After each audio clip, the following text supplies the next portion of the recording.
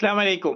റഫീഖ് രാമന്തലിയാണ്. ഒരു വേക്കൻസി വന്നിട്ടുണ്ട്. അബുദാബി മുസഫയിൽ പുതുതായി ഓപ്പൺ ചെയ്യാനിരിക്കുന്ന റെസ്റ്റോറൻറ്റിലേക്ക് കുറച്ച് ലേഡീസ് സ്റ്റാഫിൻ്റെ വേക്കൻസി വന്നിട്ടുണ്ട്. ഇപ്പം നിലവിൽ വിസിറ്റ് വിസയിൽ നിന്ന് ജോലി നോക്കുന്ന ആളായിരിക്കണം.